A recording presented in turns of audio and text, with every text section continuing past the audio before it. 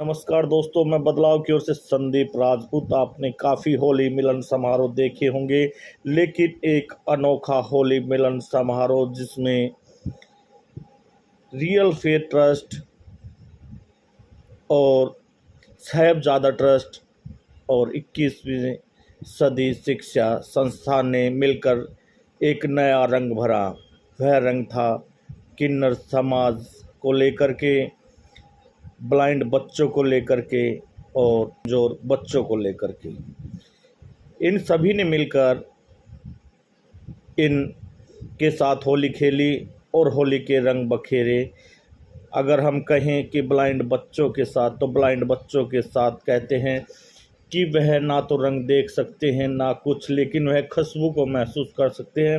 उसी खुशबू को लेकर के फूलों से होली खेली गई और जिसमें सबसे बड़ी बात रही कि किन्नर समाज के महामंडलेश्वर बम्बई से यहाँ आए और उन्होंने इसको लेकर के भी अपने शब्द बताए। उनको काफ़ी खुशी हुई और इस खुशी को हमारे साथ भी साझा किया। आइए क्या कहा वहाँ पर मौजूद महामंडलेश्वर करवाई और नीलम जी से बात करवाई और मुझे यहाँ इनवाइट किया, बुलाया, किन्नर समाज को बुलाया और जो नेत्रहीन बच्चे बच्चियों के साथ मिलके होली सम्मेलन का जो ये प्रोग्राम किया है, आयोजन किया गया है, ये सबके लिए उदाहरण का स्तोत्र है। हम सब मिलके अपने अपने घरों में होलियां मनाते हैं, परिवार में होलियां मनाते हैं, मगर कभी हम सब ये नहीं सोचते कि नेत्रहीन बच्चे बच्चियों के साथ मिलके अगर हम होली मनाएं तो अति प्रसन्नता का महसूस होता है, आत्मा भी खुश होती है, गदगद होती है। इसीलिए मैं आज the real faith trust, Shahzada trust and 21वीं सदी शिक्षा ट्रस्ट, इन तीनों ने मिलके जो ये कार्यक्रम का आयोजन किया है, अति सुंदर किया है। मुझे आनंद का महसूस हुआ। आनंदम मुदिवर्धनम प्रतिपदम पूर्णमृत स्वादनम। और इन ट्रस्ट के ट्रस्टियों ने, और साथ ही सबसे रोमांचक था किन्नर समाज को लेकर के एक डांस के माध्यम से लोगों को संदेश देने की कोशिश की गई। वह भी हम आपको दिखाते हैं। केशव जी जो कि इस ग्रुप के लीडर थे, जिन्होंने किन्नर समाज को लेकर लोगों को संदेश देने का काम किया, तो उनसे भी हमने बात किया। ये क्या कहा इसको लेकर। केशव जी, जो आज कार्यक्रम हुआ, आपने उसमें परफॉर्मेंस किया, किन्नर समाज को ही क्यों चुना गया? क्योंकि सर हमारे समाज में ना कहीं उनको एक अलग फेस दिया जाता है, जिसको जो आज के टाइम पे नहीं होना चाहिए। तो हम जो बढ़ते यूथ में देखते हैं जिस चीज़ को, तो उसको देखते हुए हमने एक छोटा सा परफॉर्मेंस किया था कि उससे लोगों तक एक मैसेज पहुँचे और थोड़ी सी मेंटालिटी और नज़रिया बदले लोगों का। तो हमने इसलिए वो चीज़ चली। तो इससे क्या संदेश देना चाहते थे आप? यही संदेश देना चाहते हैं सर कि जैसे लड़का है लड़की है, वैसे किन्नर भी हमारे समाज का हिस्सा है, उसको हम अलग नहीं कर सकते। साहिबजादा वेलफेयर फाउंडेशन का फाउंडर मैंने और रियल फेथ ट्रस्ट की एस्ट्रोलॉजर नीलम सैनी जी और 21वीं सदी की मेंबर्स रीमा जी के साथ मिलकर होली मिलन का प्रोग्राम करवाया था, जिसमें हमने किन्नर समाज और ब्लाइंड बच्चों के साथ होली मिलन किया। हमें इतना अप्रिशिएट मिला है पूरी इंडिया में कि किसी ने भी ऐसा प्रोग्राम इकट्ठे किन्नर समाज के लिए और ब्लाइंड बच्चों के लिए नहीं किया।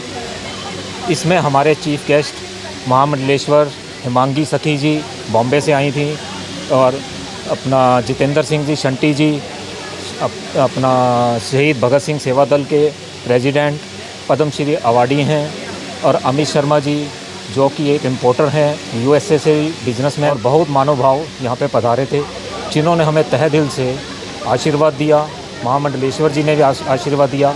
आगे भी हम लाइफ के अंदर ब्लाइंड बच्चों के लिए भी काफ़ी कुछ करेंगे, और हो सकता है कि मई महीने तक ही हम कुछ ना कुछ एक प्रोग्राम और उसारा जाए इसमें ब्लाइंड बच्चों के साथ। और ये भी हो सकता है कि हम उसमें एक ऐसी लड़की को भी लेके आएँ जो आँखों के ऊपर पट्टी बांधने के बाद भी पूरी किताब वो पढ़ सकती है और वर्ल्ड में उसका नाम है।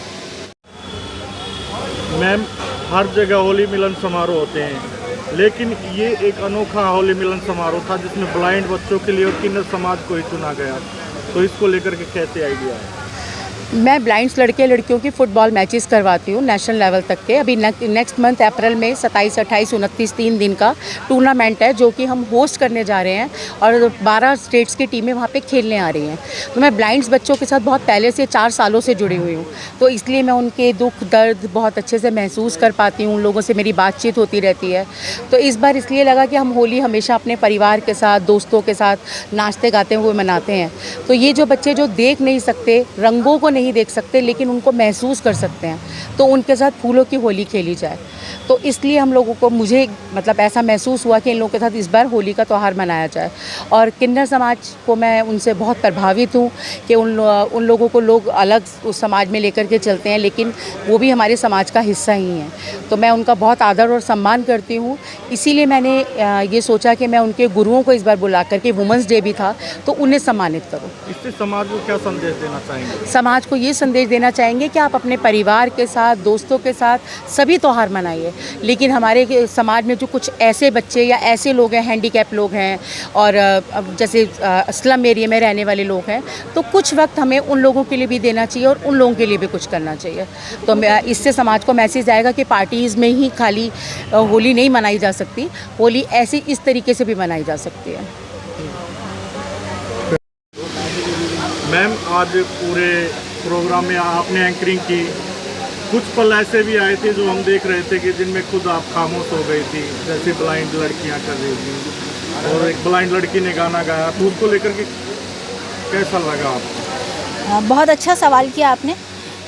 एक्चुअली मैं इस संस्था और इस इवेंट से जुड़ी ही इसलिए थी कि ये एक सोशल कॉज के लिए, और बहुत बड़े सोशल कॉज के लिए ये संस्था काम कर रही है। जो ये साहिबजादा वेलफेयर फाउंडेशन है और जो रियल फेट ट्रस्ट है, अनिल जी की इसमें भूमिका है। तो ये 21वीं सदी ये जो शिक्षा ट्रस्ट है, इन्होंने जो मिलके ये पता है पूरी दिल्ली में इस समय होली मिलन, होली का कार्यक्रम हो रहा है, लेकिन डिफरेंट तरीके से हो रहा है। ये जो कार्यक्रम है ये इतना अलग था। हम ब्लाइंड बच्चियों, एक कहना है ना कि जो ब्लाइंड होते हैं वो देख नहीं पाते लेकिन महसूस कर पाते हैं, और प्यार एक ऐसी चीज़ है जो हर इंसान महसूस करता है। तो इस ऑर्गेनाइजेशन ने जो ब्लाइंड बच्चों को, जो किन्नर समाज को प्यार दिया है, वो काबिले तारीफ़ है। बहुत अच्छा इवेंट हुआ और इमोशनल बीच बीच में पल आए जब ये ब्लाइंड बच्चे, एक एक्ट था जिसमें किन्नरों के ऊपर ये दर्शाया गया था। It was so nice. हम उतना सोच नहीं पाते हैं, लेकिन जब देखते हैं तो लगता है कि समाज में हमारा समाज कितना तरक्की कर रहा है। हम सचमुच एक दूसरे के लिए सोच रहे हैं। ऐसा नहीं है कि इंसानियत खतरे में है, इंसानियत बिल्कुल खतरे में नहीं है, क्योंकि हर इंसान कुछ ना कुछ अपने हिसाब से थोड़ा बहुत ज़रूर कर रहा है। यहाँ आके मुझे यही समझ में आया।